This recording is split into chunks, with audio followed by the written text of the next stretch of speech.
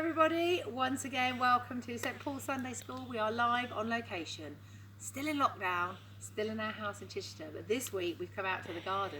Woo! So, usual thing, we are the disciples, we are going on a journey.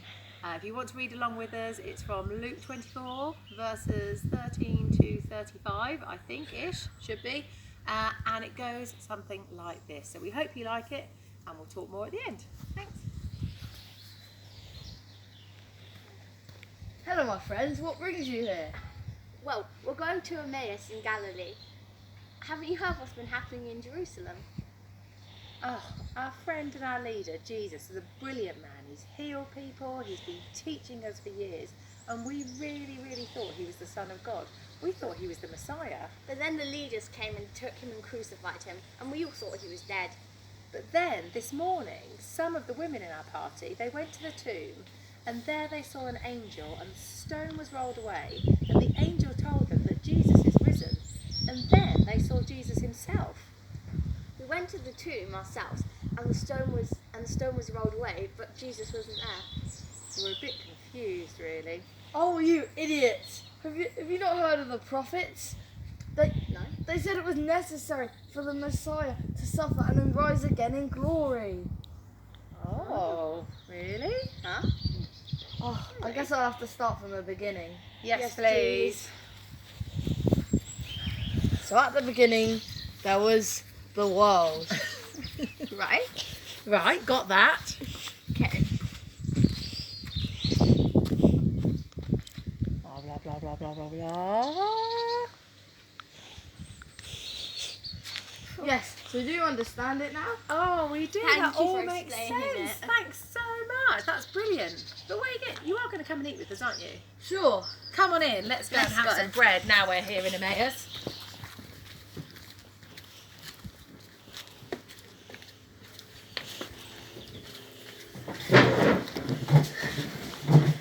Thanks for offering to bless the bread for us. That's great. That's fine. Thank you. Thank you.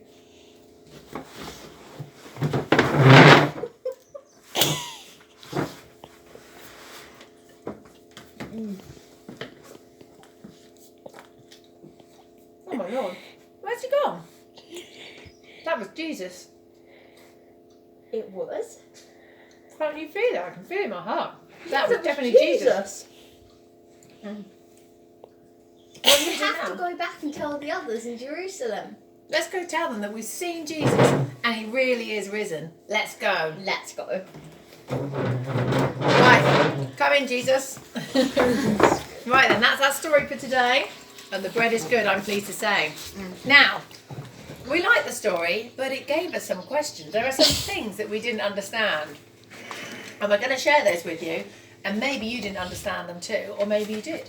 But we talked about them ourselves, and so we are going to ask the questions and share what we think they mean. So,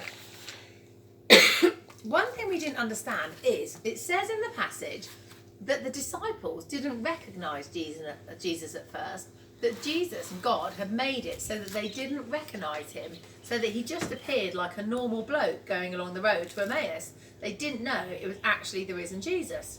So we were trying to think why on earth he wouldn't just come up and say, "Hi guys, it's me, Jesus." And Matty had a really good explanation for this, didn't you, Matty? So what I think why he did that is because if you're around people who you like look up to and you're afraid to offend, so say if like a head teacher, for example, if someone said, oh, if the head teacher said, "Oh, do you understand this?"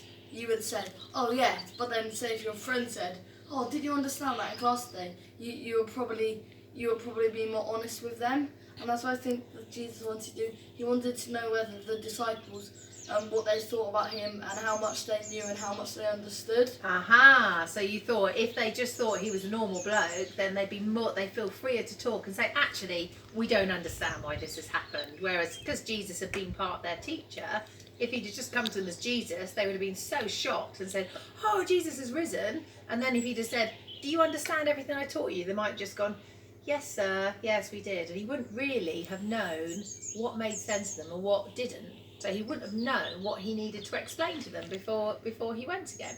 So we think it was a really clever way for Jesus to really get to know his disciples, don't we? Could be wrong, that's just what we're thinking. The other question we had is, we really, really, really wanted to know what it is that Jesus said to the disciples. Because it says, he then explained everything to them, starting with Moses and the prophets, and told them the whole of his story, the whole of history from the beginning to his crucifixion and his resurrection. And he explained it to them. Now, Emmaus was about 7 miles from Jerusalem, but it's mountainous country, it's not proper roads, it was sort of semi-arid land, so it probably would have taken them 3 or 4 hours to go those 7 miles. So he spent 3 hours explaining stuff to them. But the person who wrote this is Luke's Gospel, didn't say what he explained. Now, we know that he talked about the prophets. And if we look to the Old Testament, because we're lucky, we have a Bible now. They didn't have a Bible in those days, it was all just told. We know that if we look back at the prophets, people like Isaiah, it does clearly say in those verses that Jesus would be born. It says that he would carry our griefs and sorrows. It says that the world wouldn't admire him for it, that they would pierce his sides, and that he would suffer for our sins. And it says that his suffering would cause lots of people to believe in him, to become worthy in God's eyes, and to share a piece of God's kingdom with them. The prophets who were writing, so Isaiah was around about 730 years before Jesus. He wrote about how Jesus would be born and how he would die and how he would rise again. Because Jesus dying and being born again was always part of God's plan. And so the disciples, who might have been feeling a bit sad, feeling as though they were to blame for Jesus' death, feeling like they should have done more, would have had a big weight lifted off their hearts. They would know that no, they didn't need to feel sad, they didn't need to feel ashamed, they didn't need to feel guilty, because Jesus, the message of Easter, Jesus going to the cross and rising again, was all parts of God's plan, and nothing will stop God's plan from being affected. So the disciples could go away feeling happy, couldn't they? Yep. Very nice. So there are our questions, but what does it mean? What's the point of this passage? What's it telling us? Because when we read the Bible, it's no point just having a nice story. We need to know what it means for us. So we think about it, and this time Ginny came up with a corking answer. Gin, what did you say? So I think it means that if you want to know someone, then you need to know them from like all aspects and all angles. So for example, your teacher would know more about what you know about fractions than maybe your best friend, but then your best friends would know more about, say, how much you love skateboarding than your teacher. Exactly. This story shows us how Jesus gets to know us from all different angles, and it tells us how we need to get to know Jesus from all different angles. So we can hear stories about him in the Bible, you can watch us doing our thing on a Sunday morning, you can talk to him as a friend, so you can pray and talk to him. And how in the story, how they really knew that it was Jesus, what they recognised him by was by sharing bread with him. It says he took the bread and he blessed it and he shared it. And as soon as the disciples ate that bread, they knew that that was the risen Jesus. That really was Jesus walking with them and nobody else. Now, at the moment we're in lockdown. Normally on a Sunday we would have communion. And in communion we all share bread and we share wine together. And those, when we've got a priest that does the special Eucharistic prayer, they become for us the body and the blood of Christ. Now, we don't have a priest in this house, only a Sunday school teacher, I'm afraid, and that's not good enough. But even me, thick as I am, managed to churn out this loaf. I'm not sure Paul Hollywood would give me a handshake for it, but it's a very easy loaf to make. And so our challenge for you for this week, sadly it's Ribena, we're off the wine at the moment. Our challenge for you this week is we're going to post another video to show us making this bread. It is so easy, you don't need any yeast, you don't need to knead it, you don't need to prove it. You literally shove all the stuff in a bowl, mix it round, shove it in the oven, and 35 minutes later you've got a loaf. So we made this in 40 minutes and it's perfectly edible, yummy. So we want you to make some bread this week with your parents or for your parents or your gran or whoever you live with.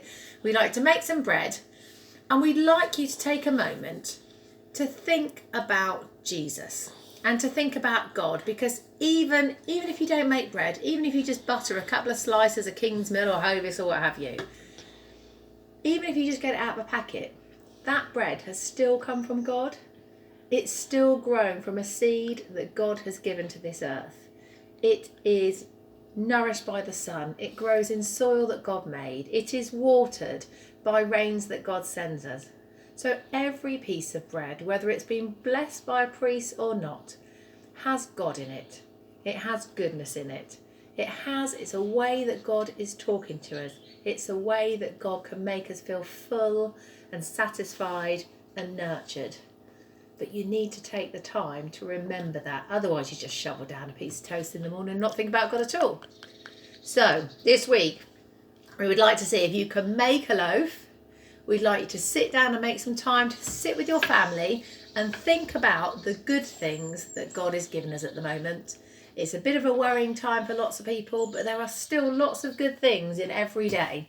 So we'd like you to share your loaf, share the good things, and we would like you to look up the prayer. If you don't know it, you can just Google it, or we are going to end our Sunday school this week with that prayer. And it's the prayer that Jesus taught his disciples.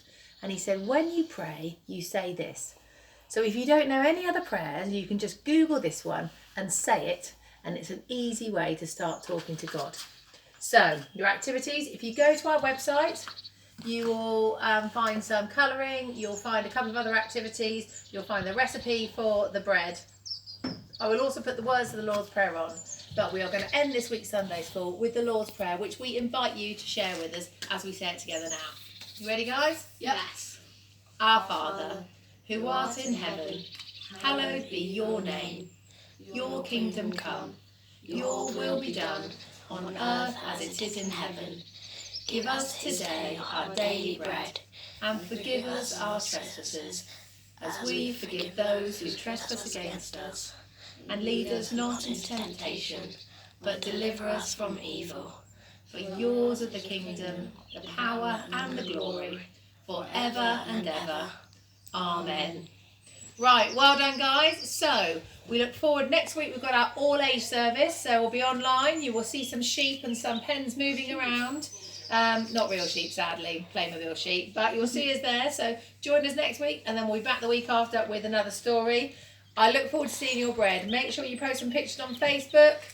Tell me what sandwiches you made from it. It is pretty good actually. I'm very surprised. So we're gonna put some butter and some Marmite on this. Oh, Marmite, disgusting. I'm having Marmite. You're having jam. Weird. Matty might well have lemon curd. So we're gonna eat some bread. We hope you do too, and we'll see you in a couple of weeks. Bye. Bye.